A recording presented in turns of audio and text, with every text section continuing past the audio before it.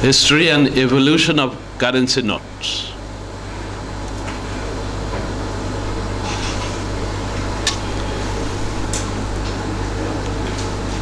Banknote is being used for centuries. But before the banknote came into being, I mean the one we really use nowadays as banknote, there had been many forms of means of exchange. From the very beginning of the human civilization, human beings are using exchanges for the convenience and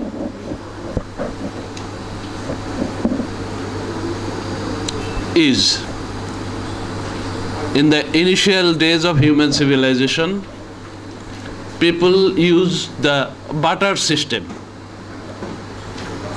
You all know what is the barter system? Exchanging values. For a cow, you give 3 goat. Or for rice, you give some other thing, a vegetable. That was very cumbersome. So people came to understand that this is difficult, some other means has to be adopted.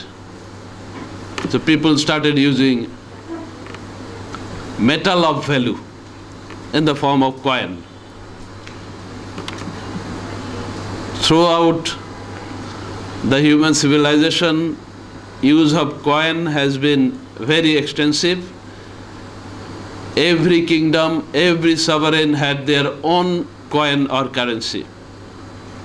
And that becomes the symbol of their sovereignty itself.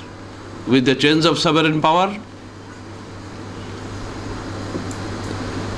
the symbol used to be changed. It is said in this part of the continent, in Bangladesh area, there were 6 takshal who used to mint coins. But at present, Bangladesh do not have the facility of minting coin. We have the printing plant for currency notes, but not coin. So it gradually came into paper.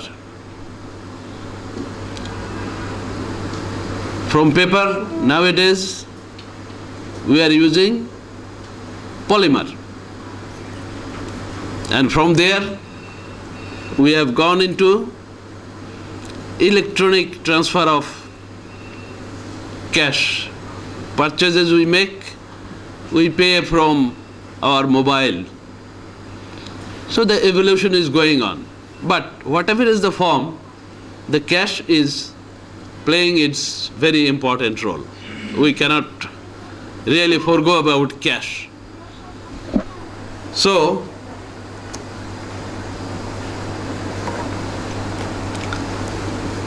in defining banknote, we can define it as a banknote, or simply we can call it a note.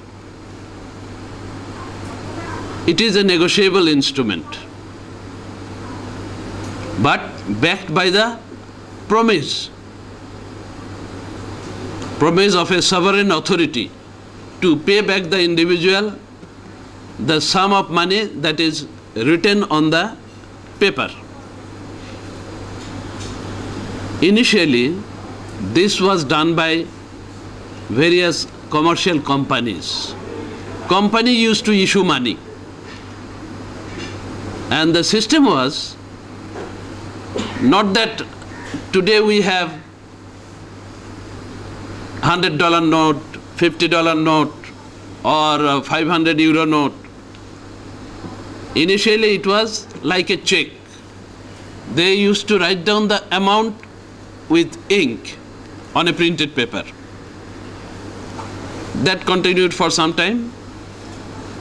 Then came the time when the state took over the total responsibility, because those money were being circulated in one area, but it was not accepted in other areas.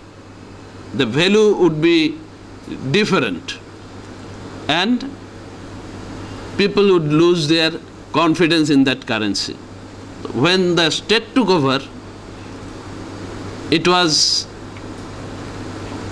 in the form that the state who prints money, that much of gold or silver must be in the store of that sovereign power to issue money.